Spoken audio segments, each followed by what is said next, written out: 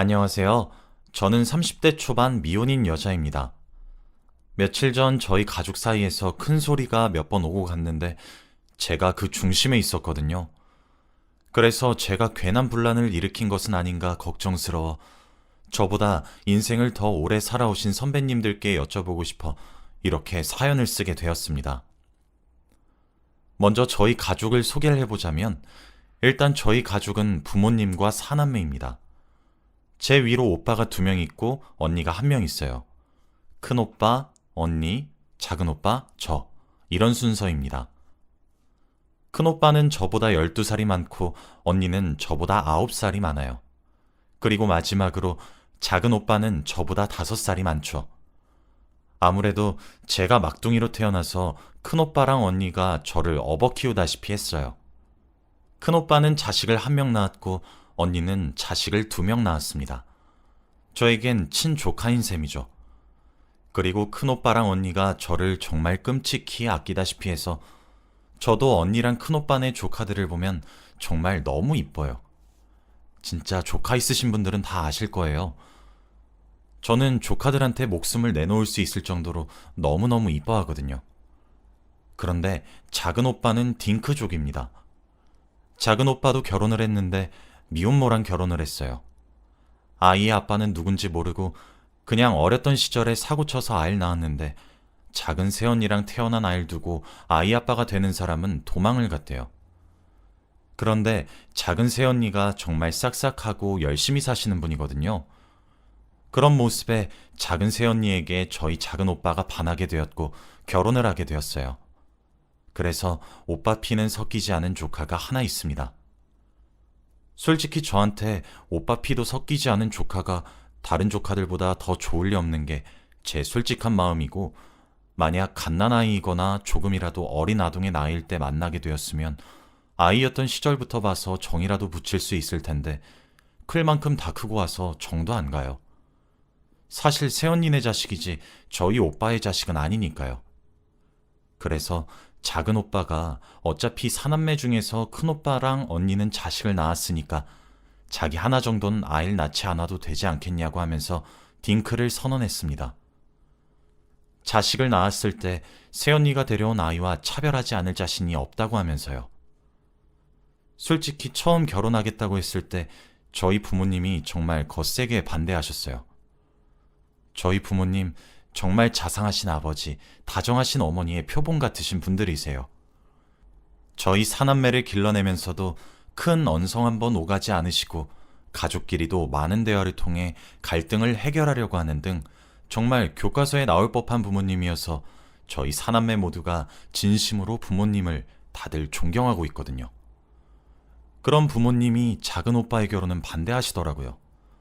엄마는 뒷목 잡으시고 아빠도 고성을 지르셨어요.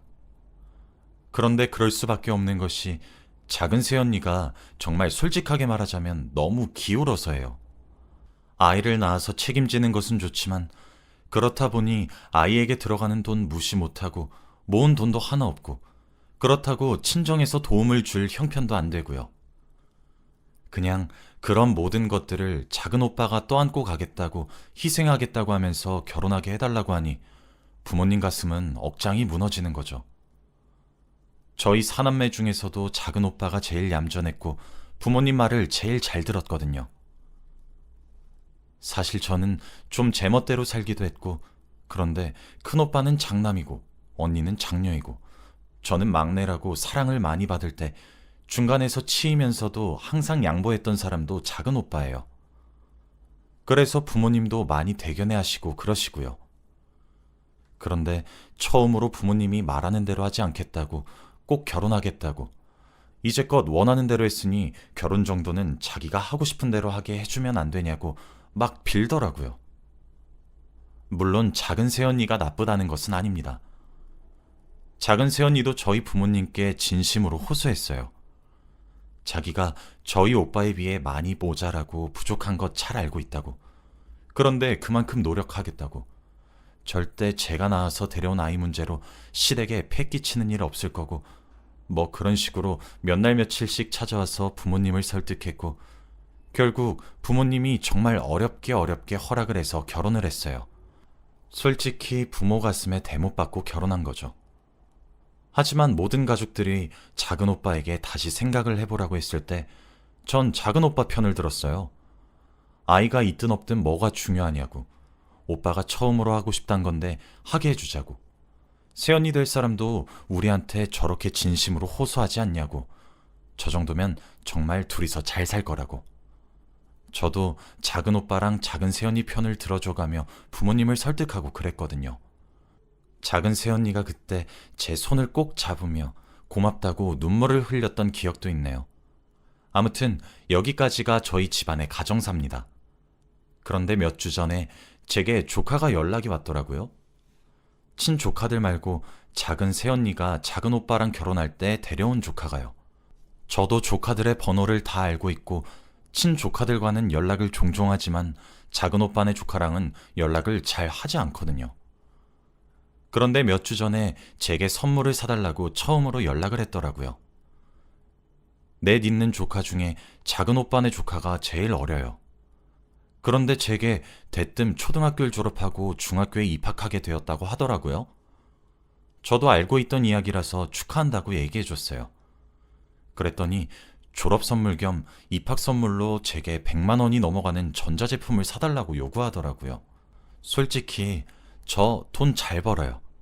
저는 프리랜서로 디자인업에 종사하고 있는데 제가 학교 다닐 때부터 틈틈이 경력을 쌓아온 것도 있고 회사에서 일한 것도 경력으로 삼기도 했고 직장인에서 프리랜서로 전향을 하면서 생각보다 제가 많이 알려지게 되어서 외주도 정말 많이 들어와요.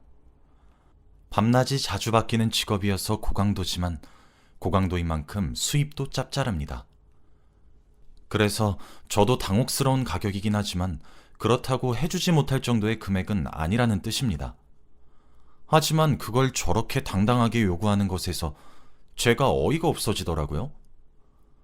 그렇지 않아도 저는 항상 입학 또는 졸업의 선물을 조카에게 늘 사다 주었고 당연히 작은 오빠네인 저 조카도 졸업을 한다는 사실을 알고 있어서 선물을 하려고 생각은 했어요.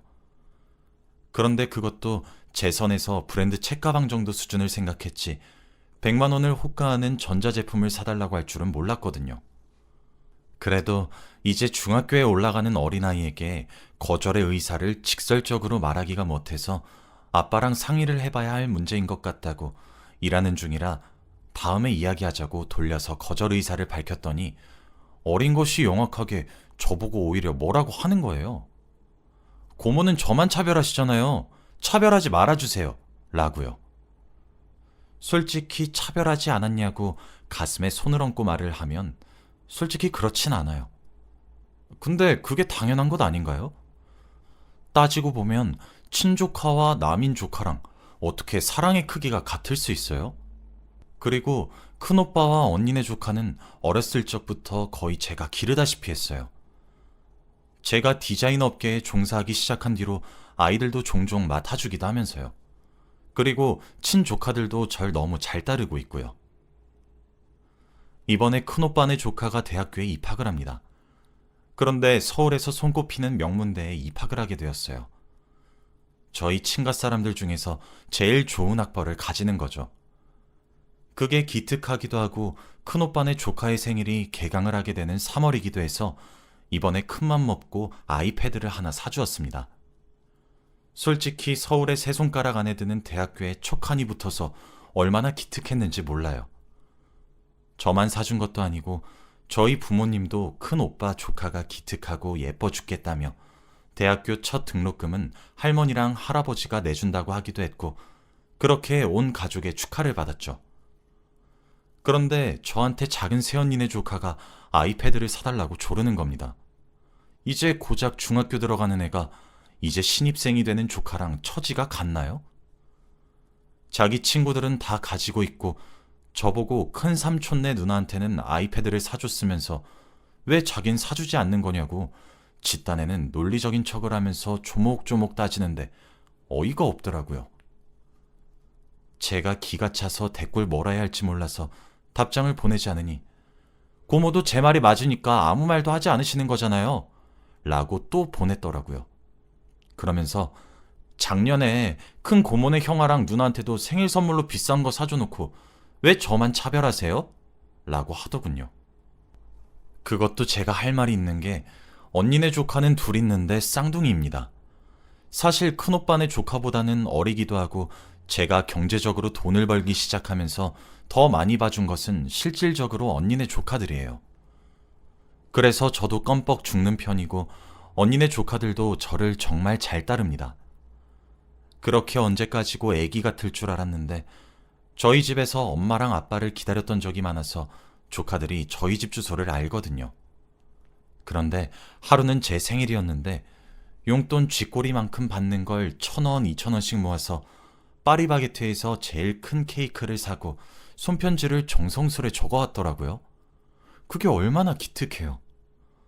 중학교 3학년이었는데 그때 그렇게 해준 것이 너무 감동적이고 저한테 그 어떤 비싼 선물보다 그 손편지가 훨씬 값졌기 때문에 그때도 조카 둘 다 고등학교에 입학을 할 때쯤 그때 나온 최신 휴대폰을 할부 없이 사서 선물해 주었습니다. 솔직히 큰 오빠네 조카도 언니네 조카들도 저한테 정말 잘합니다. 자주 봐서 그런지 아직도 제게 뽀뽀해주고 애교 부리고 제 생일이 되면 손편지 써서 선물하고 정말 잘합니다. 그런데 제가 어떻게 이뻐하지 않을 수 있나요? 그런데 그걸 갖다가 걸고 넘어지면서 절 차별한다고 하는데 그쯤 되니까 화가 나더라고요. 그 아이에게 차별하지 않았냐고 물으면 제가 할 말은 없지만 못해준 거 아니냐 물으면 그건 또 아닙니다. 아무래도 아이가 좀 큰 상태에서 엄마 따라 재혼 가정의 아이가 된 만큼 저희 작은 오빠가 자신의 친아버지가 아니란 사실을 알고 있을 만큼 알 건 다 알고 있습니다. 작년에 그렇게 두 조카들에게 졸업 겸 입학 겸 생일 선물 겸 신년 선물이라며 장난스럽게 선물을 주고 있으니 옆에 와서 아, 부럽다 이러더라고요. 왜 완전 미취학 아동들이 쓰는 화법 같은 거요. 제가 뭐 젤리 같은 거 먹고 싶으면 옆에 와서 맛있겠다. 나도 젤리 좋아하는데. 이런 식으로 이야기를 하는 그런 화법으로 그날 하루 종일 부럽다고 이야기를 하더라고요. 그때 제가 따로 줄 걸 너무 대놓고 줬나 싶기도 하고 저런 걸로 차별받는다고 생각하게 될까 염려되어 그 아이의 것도 하나 주문해서 선물로 줬습니다. 아무리 남에 가까운 조카라고 하지만 전 어른이고 상대는 어린아이인데 난 너 싫어. 넌 내 조카 아니야. 라고 할 수도 없는 노릇이고 그렇게 할 수도 없고 하고 싶지도 않아요. 굳이 일부러 아이에게 상처를 줄 수는 없으니까요. 그런데 무슨 무기처럼 차별이란 말을 휘두르면서 저한테 나름 논리적인 척하면서 말을 하려는 모습을 보고 있으니 진짜 제 스스로도 내가 호구인가 싶은 느낌도 들고 얼마나 어린애한테 얕잡아 보였으면 이런 대우를 받나 싶어서 늘상 웃어주고 겉으로는 똑같이 대하려고 했는데 그게 만만히 보였나 싶어서 기가 막히더라고요. 조카에게 오해하고 있는 부분이 있어.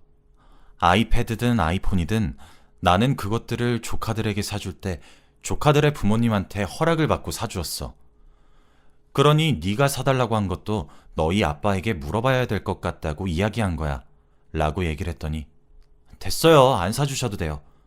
저는 그래도 곰을 많이 사랑해요. 엄마랑 아빠한텐 말하지 말아주세요. 라고 답장이 왔어요. 그래서 조카의 그 카톡에는 일부러 답하질 않았습니다. 그리고 그날 저녁 작은 새언니와 오빠에게 셋이서만 만나자고 할 말이 있다고 말을 했고 약속을 잡았어요. 처음엔 저도 넘겨볼까 생각했습니다. 아이는 제 인생에 반도 살지 못한 어린아이니까요. 그런데 버릇이 잘못 들까 염려되더군요. 저는 이혼과 재혼을 거듭하는 과정 속에서 상처를 받은 아이는 본 적이 있어도 그 사실을 무기 삼아 휘두르며 어른을 제어하려는 아이는 본 적이 없거든요. 그날 밤 작은 오빠네 동네에 있는 카페에서 새언니와 오빠를 만났고 본론만 말하겠다고 얘기를 한 뒤 그냥 카카오톡을 켜서 조카와 낮에 나누었던 메시지들을 보여주었어요. 오빠, 나 말할까 말까 고민 정말 많이 했어. 새언니, 저 고민 많이 했어요. 언니가 생각했을 때도 제가 민서를 차별했던 걸로 보였나요? 오빠랑 언니가 결혼할 때 민서 데려온다고 해서 저희 부모님이 결혼을 반대했을 때도 저희 집에서 저만 언니 편 들었어요. 저만 민서 환영했고요. 그런데 제가 왜 민서한테 이런 이야기를 들어야 되는 건지 모르겠어요. 언니, 제 눈에는 자신의 엄마가 한 이혼과 재혼을 통해 자기가 상처받았다는 것을 강조하고 그걸 무기 삼아 절 휘두르려는 것처럼 보여요.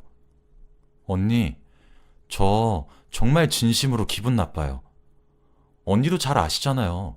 큰오빠랑 언니네 조카한테 제가 왜 선물했는죠. 그리고 민서가 제 조카들 중에서 제일 나이가 어려요. 정말 고가의 물품이더라도 정말 민서에게 필요했던 물건이라면 전 기쁜 마음으로 선물했어요. 그런데 이렇게 맡겨놓은 물건을 요구하듯 제게 당당하게 말하는 것도, 차별하지 말라고 한참 어른인 제게 따지듯 물어보는 이 태도도 전 너무 기분 나쁘고 화가 나요. 솔직히 앞으로 민서 얼굴을 지금처럼 웃으면서 볼 수 있을지도 모르겠습니다. 새언니는 제 말에 아무런 대답 없이 고개를 푹 숙이고 있었어요. 내가 오빠까지 불러서 이 일 얘기하는 건 오빠가 민서의 아빠잖아. 책임지기로 했으니 부른 거야. 나한테 이런 이야기가 들어오기 전까지 민서가 아이패드 사달라고 얘기한 적이 없었어? 오빠는 제 말에 사달라고 하긴 했지만 나랑 네 새언니가 거절했어.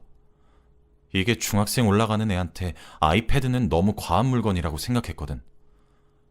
근데 이렇게 버릇없이 너한테 쪼르르 가서 이야기할 줄은 정말 몰랐어. 진짜 미안하다. 일단 오늘은 이만 헤어지자. 나랑 네 새언니가 얘기를 해봐야 될 것 같아서 오늘은 먼저 들어갈래?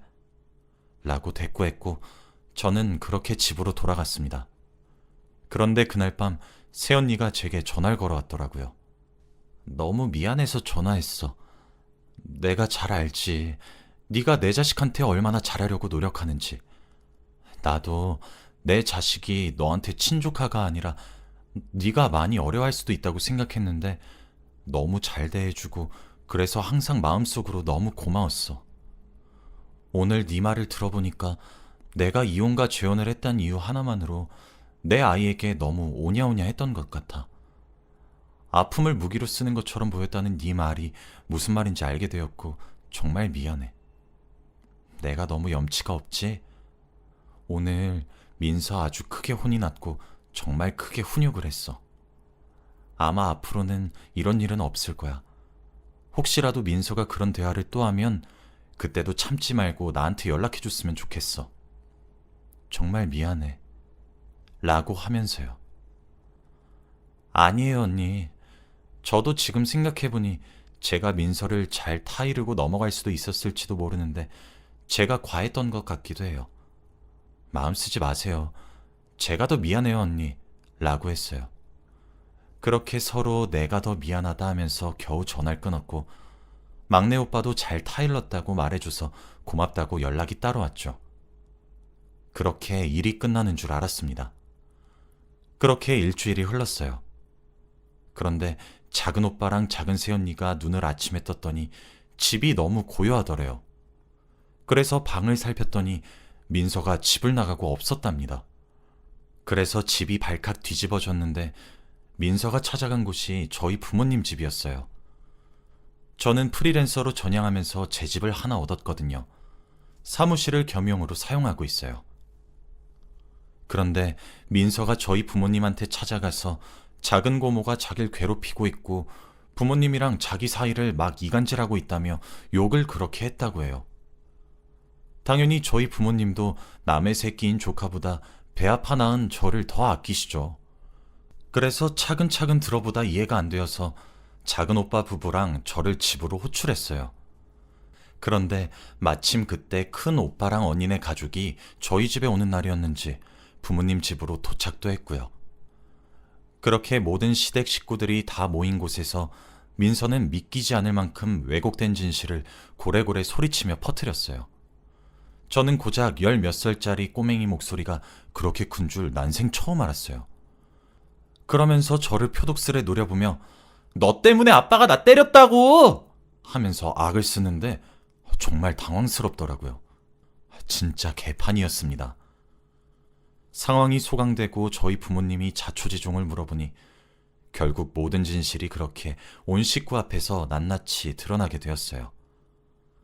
그렇지 않아도 작은 오빠는 애딸린 미혼모랑 부모님의 반대를 무릅쓰고 결혼하게 되어서 집에서 기가 많이 죽어서 지내는 편인데, 오빠는 고개도 들지 못하고 새언니는 죄인이 되어 죄송하다고만 하고 있고, 민서는 천지분간을 못하면서 악을 써대더군요. 다들 저한테 속고 있다고 하면서요. 결국 저희 어머니는 정말 평소에 큰 소리 한 번 안 내시는데 고함을 지르시며, 이 만다물어? 어디 버르장머리도 없이 머리에 피도 안 마른 것이 천지분간 못하고 나서길 나서? 하셨어요. 그제서야 민서도 상황 파악이 된 것인지 입을 헙하며 다물더군요. 저희 어머니가 말씀하셨죠.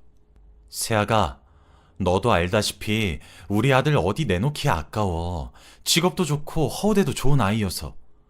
그런데도 널 며느리로 받아들였던 것은 우리 막내가 설득한 것도 있고, 이제껏 그 흔한 반항 한 번 안 턴 작은 아들이 생전 처음으로 하고 싶어 하길래 져준 것도 있고, 그 이유들 중에 가장 컸던 것은 내가 본 너의 천성 때문이었다.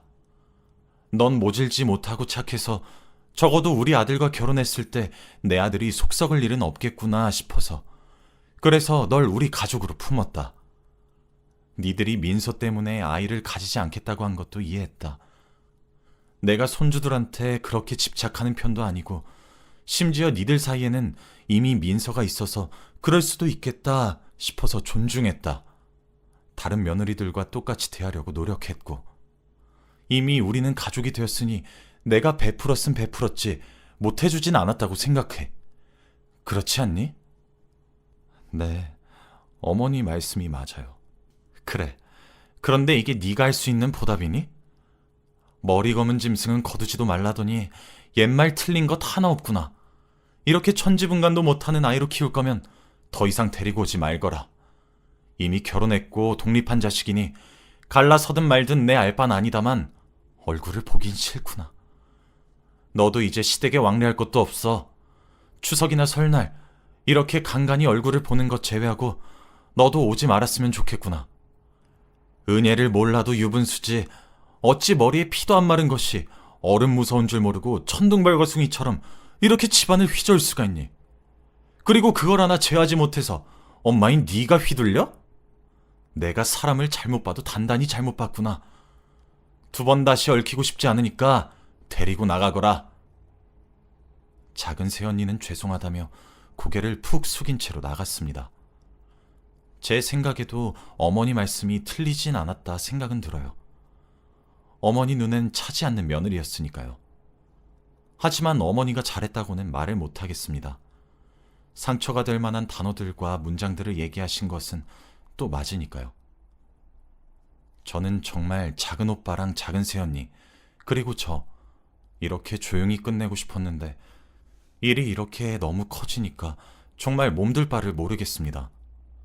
큰오빠랑 언니도 한숨을 쉬고 제게 잘못이 없다며 괜찮다고 다독여줍니다. 저도 저희 오빠랑 자기 엄마한테 혼났다고 할머니랑 할아버지 어려운 줄 모르고 찾아와서 그렇게 땡깡을 피우게 될 줄 몰랐어요. 엄마랑 아빠는 아직까지 화가 단단히 나셨고, 작은 새언니는 제게 마음 쓰지 말라는 연락만 한 통하고 더 이상 연락을 하지 않습니다. 작은 오빠에게 물어보니 작은 새언니가 민서 때문에 너무 힘들어해서 밤마다 눈물로 밤을 지새운다고 하는데, 저희 작은 새언니는 참 좋은 사람이거든요. 작은 오빠도 제게 괜찮다고 민서가 제멋대로인 탓이라며 마음 쓰지 말라고 하는데, 정말 너무 신경이 쓰여서 요샌 밤마다 잠도 제대로 못 잘 지경입니다. 제가 어떻게 해야 할까요?